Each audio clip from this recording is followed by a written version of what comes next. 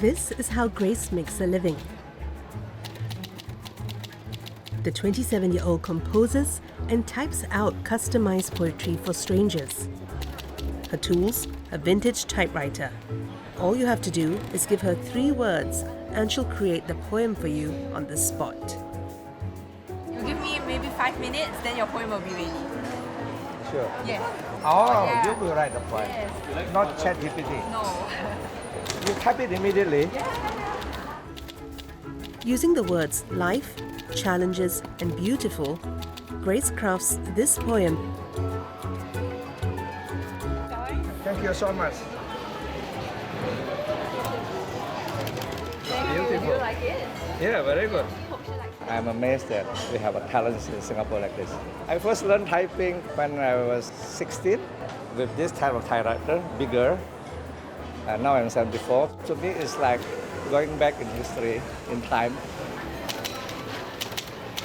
I don't have any literature background, but what I remembered very vividly was that I grew up with stories. I think these stories have always stuck with me. When I receive the words, right, I usually see visions in my head. I see a very clear image, or I see maybe the first line of a poem quite clearly, and I don't overthink it. I just put it on paper. And I let the rest of the poem just flow from there and kind of let the words and the metaphors speak for themselves. So when I started, I can write one in 5 minutes. So now we can write one in maybe 3 minutes. This combination of nostalgia and novelty is proving to be a winning formula for Grace. She set up the customized poetry service during the pandemic. After losing her job as a graphic designer, she turned to creative writing during the lockdown. I discovered my dad's typewriter in a corner of a room, and it was underutilized. I just started typing with it, and I really loved the feel of the keys and being present with the typewriter. So I just started typing poems for strangers at an art fair, and that's how it started. Yeah. Grace first typed her poetry for free, but later turned her hobby into a business when people started donating money for her poems. So when I first started, I was really clueless, because there was literally no one doing this, and I couldn't have a point of reference. At the start of Graceful Quills, when I didn't have all these branded events, my monthly income was below 500 per month. But I think it was the COVID period, so we were at home, so it was not so bad. Then now, on very busy months, it would be about 4 to 5K per month.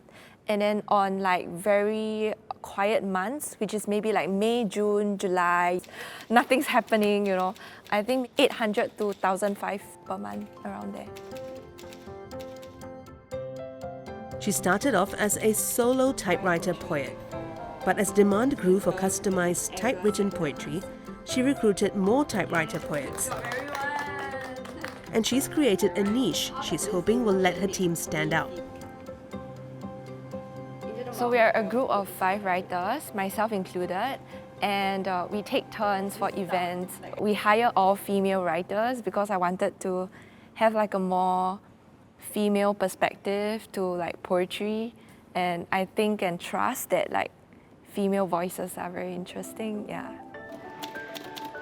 Now, Grace partners with big brands and does 4 to 5 writing gigs during peak seasons and 1 or 2 on regular months. The standard package costs about $800 to maybe 1 or 2K. That includes free, unlimited free flow poems for all their guests. Also we provide free brush pen calligraphy. So it's a nice touch on the envelopes after the poem is completed. So the premium package is about 1,600 and up. So that one will have more complex elements weaved into it. For example, if they want 2 or 3 poets typing simultaneously. Through this event, we are able to have a more personalized experience. What we heard from customers is really they will say, it feels like Grace is someone that they know for a very long time, even though it's only the 3 words that has been given to them. Grace spends around $500 to $600 to set up each event. She also budgets for manpower, transport, and stationery. Typewriter supplies are bought online. But perhaps the biggest challenge is actually maintaining the typewriters. For the maintenance of the typewriter, I have a guy that I go to regularly for advice. There's no official typewriter repair service in Singapore, as what I know. So I usually try to just watch YouTube tutorials and tinker with it myself. So if the keys get jumped or it clashes together when you're typing, then usually we just push it down.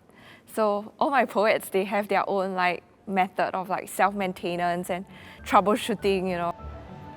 Grace lives with her parents, so her biggest personal expenses are dining out and transport. She sets aside money for beauty and gym packages, and she's learned to cope with the uncertainties of a freelance income. Clients sometimes pay late, or sometimes payment doesn't come when you want it to, so you have to wait a bit. But I think when a payment comes, it comes as a bulk payment, so that kind of tides me through 2 or 3 months. I think I'm a good saver, so I kind of save up and not spend it all at once. And I think I'm quite good at budgeting, for my monthly expenses, so it's not a problem for me, yeah. Grace tried juggling her poetry business with full-time work for a few months, but it didn't work out. That's because she does all the marketing, content creation, and events preparation for Graceful Quills on her own.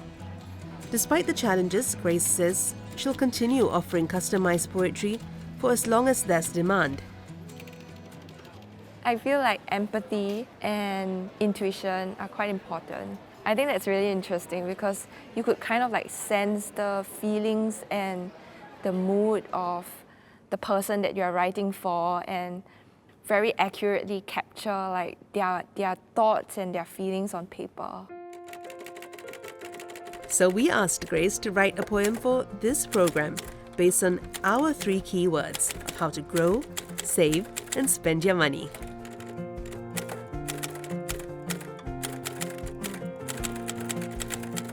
We sow in hopes of reaping this very moment, singing with joy. In this continuous movement, we see possibilities to spend intentionally to be free.